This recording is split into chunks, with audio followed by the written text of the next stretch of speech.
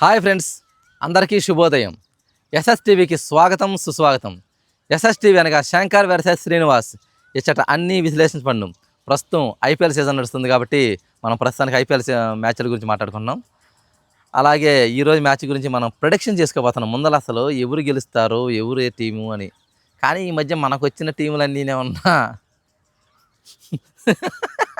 చెప్పుకోవడానికి ఎందుకు బాలశంకర్, కానీ మ్యాచ్లు మాత్రం అద్భుతంగా జరుగుతున్నాయి. ఐపీఎల్ కూడా చాలా బాగా జరుగుతుంది. ఇక్కడ కొత్త ప్రేమ అని ఒకటి సెట్ చేశాడు. అబ్బాయి ఏమన్నా ఎంతసేపటికి రాడు, సెట్ చేయమన్నాడు. హాయ్ బాలశంకర్, రా బాలశంకర్, ఎంతసేపోయా కొంచెం జరగమ్మా. ఓకే బాబు, బాగున్నామా? బాగున్నాం. ఓకే ఓకే, సరే మ్యాచ్ గురించి మనం మాట్లాడదామా? ఈరోజు జరగబోయే మ్యాచ్ చెప్తే ఏం ఫీల్ అవుతాడని మళ్ళీ చెప్పకపోతే ఇప్పుడు ఒప్పుకొని మేడానికి తప్పదుగా, వాయించక తప్పదు కదా. అలాగా, అంతే మరి. Royal challenge Bengaluru, royal Challengers Bengaluru అంటే king Kohli, Punjab Kings.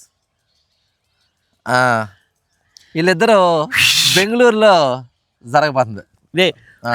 RCB వాళ్ళ ఓన్ పిచ్ లో బెంగళూరులో మ్యాచ్ జరగబోతుంది బాసు. అది సంగతి. మీరు మీ జట్టుని ఏది మీ జట్టు కావాలని కోరుకుంటే మేము ఆ మెస్ట్ ఏదో మీరు వదిలేసిన ఆ జట్టుని తీసుకొని మేము ఇలా సంతోషం, ఎట్లా అల్ప సంతోషం. ఇప్పుడు జట్ల గురించి వివరణ నాకే కాదు వాళ్ళకు కూడా కావాలి. ఏమన్నా మార్పులు జరిగాయి సేమ్ జట్టు అంటే అసలు పేర్లు మనం చెప్పాలి కదా వాస్తవంగా. అంటే ఈసారి ఏమవుతుందంటే ఐపీఎల్ శంకరు పెద్దగా మార్పులు చేస్తా, పెద్ద మార్పులు చేయట్లేదు, పెద్దగా మార్పులు ఉండ బ్యాటింగ్ ఆర్డర్నే ఇదిగానే వెళ్ళిపోతున్నారు. కానీ ఎవరో ఒకళ్ళని మారుతున్నారు. వాళ్ళ వల్ల దాంట్లో వచ్చిన ఒరిగింది ఏముంటం లేదు, వాళ్ళు జట్టులో రావడం వల్ల వాళ్ళు ఎరగదీసింది ఏముంటం లేదు, వాళ్ళని పెట్టుకోపోయినా ఇది. అందుకని మ్యాచ్ పెద్ద మార్పులు చేర్పుల గురించి పెద్దగా ఆలోచించాల్సిన అవసరం లేదు. ఉన్న జట్టులే కంటిన్యూ చేస్తున్నారు. అందులో ఇద్దరు విన్నింగ్ స్ట్రీక్ లో ఉన్నారు.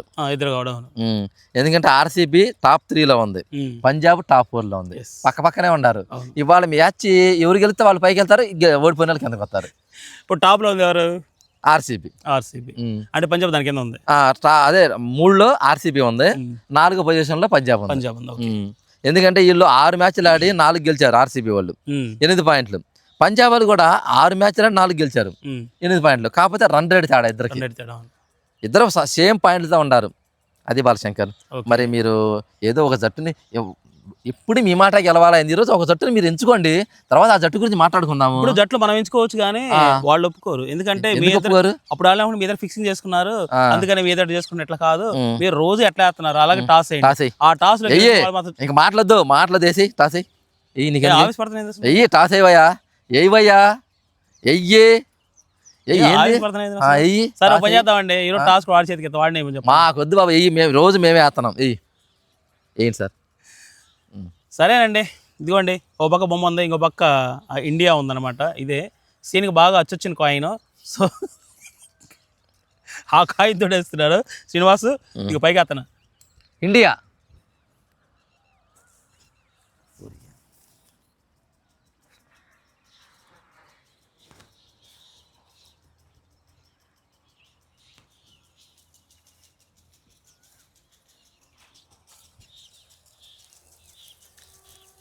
ఏది ఇది హిడ్డా పడింది? షాక్ సరే, నేను ఇండియా అనుకుంటున్నాను. Okay, yes. చెప్పండి బాలశంకర్, మీకు ఇప్పుడు ఏం జట్టు కావాలి? నేను వేసాను అనుకోండి టాస్, ఎందుకు వచ్చి రావటం లేదండి. టాస్ మనోడు వేస్తేనే ఎప్పుడు కూడా బాగా కలిసి వచ్చేది.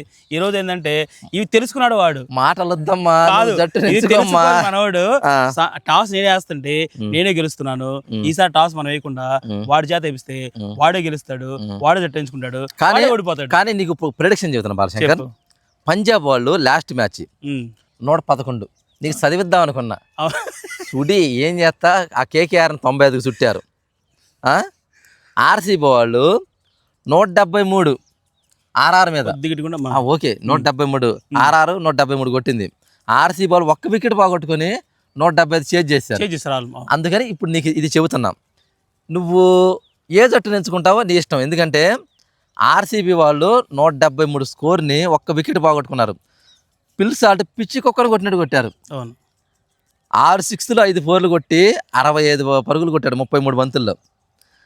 కోహ్లీ 62 కొట్టాడు 45 బంతుల్లో, 2 సిక్స్లు 4 4లు. తర్వాత పడిక్కలు 25 బంతుల్లో 5 4లు 1 సిక్స్తో ఏం లేదు, ఇంకా 3 ఓవర్లు మిగిలిందనగానే ఫినిష్ చేసి అద్భుతమైన విజయం సాధించారు. ఇది ఆర్ఆర్ మీద లాస్ట్ మ్యాచ్. పంజాబ్ వాళ్ళు 111 కొట్టారు, 15 ఓవర్లకు 111 ఆల్అౌట్ అయ్యారు. ఈజీగా అసలు కేకేఆర్ కొట్టేసిద్ది అనుకుంటే అనూహ్యంగా బౌలర్లు అనూహ్యంగా రికార్డు తిరగరాశారు రాత్రి. ఇప్పుడు ఒక అద్భుతమైన ఛాన్స్ నాకు వచ్చింది. ఈ 2 జట్లలో ఎవరిని తక్కువ అంచనా వేస్తానే లేదు, కానీ ఏ జట్టు ఎంచుకోవాలనే అవకాశం నాకు పోయింది.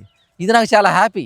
ఇప్పుడు మన బాలశంకర్కి దాన్ని అసలు ఇప్పుడు తను, ఎందుకంటే 2 మ్యాచ్లు బాలశంకర్ ఒకసారి ఆర్సీబీ మీద ఉన్నాడు, ఒకసారి పంజాబ్ని కోరుకున్నాడు, 2 ఆరు గెలిచారు. ఇప్పుడు ఆ 2 అద్భుతమైన విజయాలు సాధించిన జట్లు 2 పడుతున్నాయి. ఇప్పుడు టాస్ కూడా బాలశంకర్ గెలిచాడు. ఇప్పుడు బాలశంకర్ ఒక జట్టుని ఎంచుకుంటాడు, 2వ జట్టుని మన మొఖాన్ని ఇసిరేస్తాడు. మన మొఖాన్ని ఇసిరేసిన జట్టుని మనం హారతి పల్లెంలో పట్టుకుని హారతిద్దాం. కానీ బాలశంకర్ చెప్పండి, చాలా ఎక్కువ పడుతుంది శ్రీనివాస్. సరే చూసి నేర్చుకోవాలి. టాస్ నాదండి, టాస్ నాది, మ్యాచ్ కొన్న అవకాశం మనకి వచ్చేస్తాం. గురుగారు వద్దయ్యా, శ్రీనివాస్ నాకు వద్దయ్యా. ప్రతిరోజు నేనే చేస్తున్నాను, టాస్ గెలిచిన తర్వాత నాకు ఇస్తున్నావు కదా, ఒకసారి నాకు ఇచ్చావు, అరే జట్టు ఎంచుకునే అవకాశం నీకు ఇచ్చాను కదా. బాబు మీకు నమస్కారం బాబు. మ్యాచ్లు జట్టు టాస్ గెలిచి గెలిచి గెలిచి గెలిచి జట్లు ఎంచుకోవడంలో ఇంత అయిపోయింది. నా వల్ల కాదు బాబు. నువ్వు చెప్పు, నువ్వు ఏ జట్టుని చెప్తే మిగతా జట్టుని మేము తీసుకుంటాం బాబు. ఇప్పుడు మ్యాచ్ ఎక్కడ జరుగుతుంది? బెంగళూరులో సార్, బెంగళూరులో జరుగుతుంది. సెకండ్ థాట్ లేదండి, పంజాబ్ నాది. All the best. Okay, second thought లేదు. అంటే నీ ఉద్దేశం ఏంది, బెంగళూరులో ఆర్సీబీ ఓడిపోతుంది, ఎక్కువ ఓటములు ఉన్నాయని ఈ ప్రొడిక్షన్ ఈ క్షణంలో చేసుకున్నాం అన్నమాట. కాదు. ఏమవుతుందంటే పంజాబ్ అనేది మనం చూసారు కదా, 111 గేళ్లు కట్టడి చేస్తే వీళ్ళు 95గా కట్టడి చేస్తారు. అంటే వీళ్ళలో ఏంటంటే బౌలింగ్ కూడా చాలా పటిష్టంగా ఉందని అంటే నా ఉద్దేశం చెప్తున్నా. బౌలింగ్ చాలా పటిష్టంగా ఉంది, బ్యాటింగ్ ఏంటంటే సో ఆ బౌలింగ్ బాగా అనుకూలించింది కాబట్టి ఇద్దరికి సమాంతరంగానే ఉంది. సో ఇద్దరు టఫ్గానే ఉన్నారు. కానీ ఒక రకంగా చెప్పాలంటే రికార్డుల పట్టికలోకి వెళ్ళిపోతే రికార్డ్స్ ఎక్కువ స్కోర్ చేజ్ చేసింది వీళ్ళే, ఎక్కువ స్కోర్ కట్టడి చేసింది కూడా వీళ్ళే. పంజాబ్స్కి 2 రికార్డ్స్ ఉన్నాయి. అదే కాకుండా బౌలర్స్ రికార్డ్స్ కూడా దాదాపుగా ఈ ఐపీఎల్ మ్యాచ్లో ఎక్కువ శాతం రికార్డ్స్ వీళ్ళకే ఉన్నాయి. ఎందుకంటే శ్రీనివాస్ మొన్న చెప్పిన దాన్ని బట్టి నాకు అర్థమైందని, రికార్డ్స్ ఎక్కువ కూడా వీళ్ళకే ఉన్నాయని నాకు అర్థమైపోయింది. కాబట్టి రికార్డ్స్ ఉన్నదాన్ని తీసుకుంటే రికార్డ్స్ తిరగడానికి ఛాన్స్ ఉంటుంది కదా. ఇప్పుడు అదే బెంగళూరులో వాళ్ళని ఇంకో దెబ్బ కొట్టొచ్చామనుకోండి, ఏమవుతుంది, తొక్కిమే పైకి వస్తాం అంతే. అంటే ఇక్కడ విరాట్ కోహ్లీ ఉన్నాడు, విరాట్ కోహ్లీ మీద నీకు వ్యతిరేకం అంటే అందరూ ఇండియా ఆటగాళ్ళే కదండి. మనం టాలెంట్ని ఎంకరేజ్ చేస్తున్నాం తప్పించి మనం వేరేది ఏం కాదు కదా. టాలెంట్ని ఎంకరేజ్ చేస్తున్నాం, మనం చూస్తున్నాం, అంత లోకల్ బాయ్సే. వాళ్ళు ఆడే ఆట విధానాన్ని చూస్తుంటే అసలు నవ్వుతో నా భవిష్యత్ అనమాట. అంత రేంజ్లో అసలు రాత్రి మ్యాచ్ కూడా అట్లా ఉంది. అట్లాగే మన షాక్లో ఉన్నాం. ఏంది బాలశంకర్, ఈ 20 రోజుల్లో నువ్వు ఇంత నేర్చుకున్నావా? వామ్మో బాబు, ఇంత ఆలోచించి ఈ క్షణంలోనే ఇంత ప్రెడిక్షన్ చేసుకొని ఇంత అంటే క్షణాల్లో నేను ఆశ్చర్యపోతున్నాను. గురువు గారు అని బాగా దించుతున్నాడయ్యా. నేను దాంట్లో ఇంత పర్సెంటేజ్ కూడా నేను ఆలోచించలేదు నాన్న. ఈ క్షణంలో ఇంత నేనేదో నేను క్యాజువల్గా తీసుకున్నాడు, దానికి ఇంత చెప్పాడు. Very good Balashankar. అసలు నాకన్నా మించిపోతే బాలశంకర్ మామూలు కాదండి. ఇక్కడ ఒక మాస్టర్ అనేవాడు ఎలా ఉంటాడంటే టీచర్కి తనకున్న నాలెడ్జ్ మొత్తం ఎక్స్పీరియన్స్ చేయాలనుకుంటాడు. అంటే చెప్పే విధానంలో అంటే అర్థం చేసుకున్న మంచి స్టూడెంట్ దొరికితే మంచిగానే వాడికి వస్తుంది. అర్థం చేసిన వాడికి ఎంత తోమినా కూడా అంతే కదా. సో నేనేంటంటే గురుగారు నేర్పిస్తున్నప్పుడు నేను కూడా ఏంటంటే దాంట్లో అంటే మ్యాచ్ నేను చూడాలా. శ్రీనివాస్ చెప్పాడు ఏంటంటే రేపు మ్యాచ్ గురించి నువ్వు చెప్పాలి అంటే మ్యాచ్ చూడాలి ఫస్ట్. ఎలా చెప్పగలవు నువ్వు? ఏమైనా అందుకని శ్రీనివాస్ పిలిచినప్పుడు నేను రావడం, కూర్చోవడం ఇవన్నీ కూడా కొంచెం ఆలోచించారు. ఇప్పుడు అద్భుతంగా ఈ క్షణంలో ఎంత ప్రిడిక్షన్ చేసావంటే నేను కూడా చేయను అంత.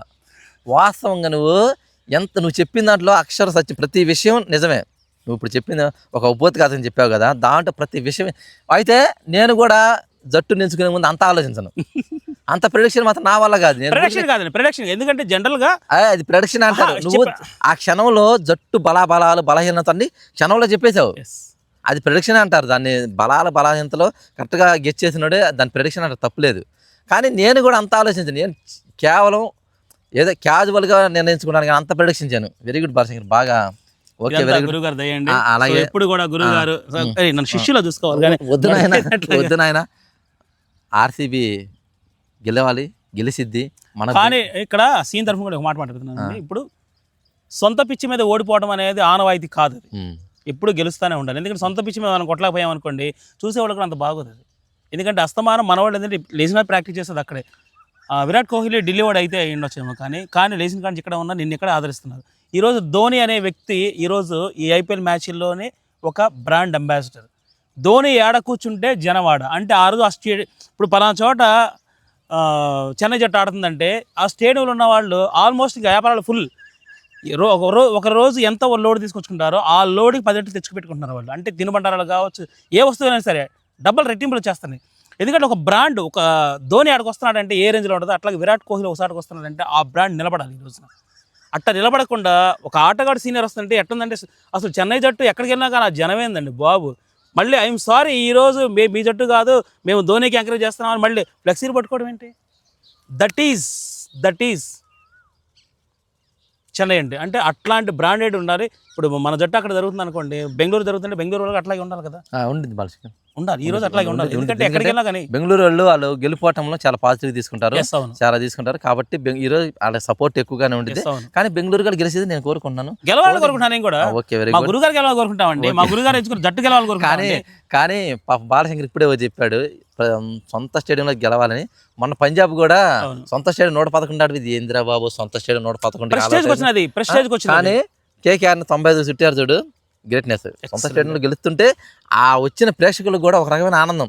అసలు పంజాబ్లో ఎంత నైరాశ్యంలో ఉంటారు ఫస్ట్ బ్యాటింగ్ అయిపోగానే, చివరికి ప్రతి వాళ్ళు చిన్నపిల్లల్లాగా అయిపోయి ఎంత ఆనందించారు అసలు. నిజంగా ప్రేక్షకులు కూడా ఆటగాళ్ళు అందరూ చిన్నపిల్లలాగా ఆ క్షణంలో ప్రవర్తించారు. ఆ మూమెంట్ అనేది, ఆ ఫ్రేమ్ అనేది నిలిచిపోయింది వాళ్ళ లైఫ్లో. అలాగే ఈరోజు బెంగళూరు వాళ్ళు కూడా గెలిచి ఆ మూమెంట్ని, ఇంతవరకు బెంగళూరులో మ్యాచ్ జరిగితే ఇంతవరకు ఆర్సీబీ గెలవాలి, ఈరోజు గెలవాలని కోరుకుంటున్నాను. నేను కూడా మనస్ఫూర్తి కోరుకుంటున్నాను. ఓకే, అందరూ బెంగళూరు ఆటగాళ్ళు బాగా రాణించి గెలుస్తారని మనస్ఫూర్తిగా. విరాట్ కోహ్లీ తలుసుకుంటే జుజుబీ మ్యాచ్ అనేది విరాట్ కోహ్లీ సరిగ్గా అంటే ఒక రకంగా చెప్పాలంటే ఐపీఎల్ మ్యాచ్లు ఈ సీజన్లో మాత్రం విరాట్ కోహ్లీ ప్రతి మ్యాచ్లో కూడా సెక్స్ అవుతానే వచ్చాడు. అవును, నేను చూసిన వరకు ఆయన సెక్స్ అవుతానే వచ్చాడు. కాదు మిగతా వాళ్ళు ఏదైనా కొంచెం తగ్గచ్చేమో, కానీ విరాట్ కోహ్లీ తన వంతు కృషిని తనే నిర్మోహమాటకు చేసేస్తున్నాడు. ఆయనకి సపోర్ట్ ఇంకొకటి దొరకాలి. దొరికితే ఇవేంతండి మ్యాచ్లు, పిల్ల మ్యాచ్లు ఇవి, 2020 మ్యాచ్లు పిల్ల మ్యాచ్లు ఇవి. కానీ బాలశంకర్ పంజాబ్ వాళ్ళు కూడా తక్కువేం కాదు, వాళ్ళు మంచి అసలు మామూలుగా ఏం టైమింగ్ శంకర్. ఆ చిన్న ప్రియాంశ్ ఆర్య అనేవాడు మామూలుగా అట్లా టచ్ చేస్తాను 6లు వెళ్తాను, మామూలు కొడతా. అందులో బెంగళూరు ఇంత స్టేడియం, వీళ్ళు కొట్టే స్టేడియం బయట పడతాయి 6లు ఆడికి చూడాలి. ఎందుకంటే 111 కొట్టి ఇలా అవుట్ అయిపోయినా లాస్ట్కి 95 రన్స్ కాడకి ఇక ప్రతి ఒక్కళ్ళు అంటే ఈ జట్టు అని కాదు, నా జట్టు అని కాదు, అందరి జట్ల వాళ్ళు కూడా వేసే బౌలర్కే ఎంకరేజ్ చేశారు. అవును, ఎందుకంటే ఆ లాస్ట్ మూమెంట్ లో 2 6లు కొట్టి 1 4 కొట్టేటప్పటికి ఇక మ్యాచ్ అయిపోయింది అనుకున్నారు. అవును బాలశంకర్, రాత్రి మ్యాచ్ కూడా ఏమైంది, చివరి వారు మిచిల్ స్టార్ వేస్తుంటే 6 బంతులకి 9 పరుగులు. అసలు అద్భుతంగా, అంత ముందు 18వ ఓవర్ అద్భుతంగా వేస్తే ఆ మ్యాచ్ వీళ్ళు గెలిస్తేనే బాగుండేది అనిపించింది. అతను బ్యాటింగ్ కొట్టినా కూడా మనకు అంత థ్రిల్లింగ్ వచ్చేది కాదు. అంతే ఆ చివరి మూమెంట్ లో కానీ బౌలర్ రాణించాడంటే బాలశంకర్, సపోర్ట్ ఎక్కువగా బౌలర్ కానీ ఆ ఫీలింగ్ కూడా అద్భుతంగా ఉండేది. బ్యాట్స్మెన్ కొడితే నార్మలే, కానీ బౌలర్ కొడితే మాత్రం అద్భుతంగా ఉండేది. ఏమైనా బెంగళూరు గెలిస్తుందని నేను కోరుకుంటున్నాను. నువ్వు పంజాబ్ గెలవాలనుకోండి, నీకు ఆల్ ది బెస్ట్ చెబుతాను. తప్పకుండా ఆల్రెడీ గెలుపు మా పంజాబ్లో ఉంది. ఫస్ట్ టైం కూడా మనకి బూస్ట్ అప్ ఇచ్చింది కూడా పంజాబ్. చొర్ర కత్తులు తీసిగా ఒక్కసారి పొదును పెట్టాం, అందుకే 4 కొట్టాం, 5 కొడతాం. పొదును మా వాళ్ళు కూడా ఈసారి జస్ట్ అట్లా పేపర్ అట్లా కట్ అయిపోయింది అనమాట. చూస్తారుగా, రేపు పేపర్ చించే అవకాశం ఉంటుంది ఒక ప్రోగ్రామ్, మీరు కొంచెం అందుబాటులో ఉండండి మాకు. Okay bye, all the best Srinivas. Okay Balashankar పద.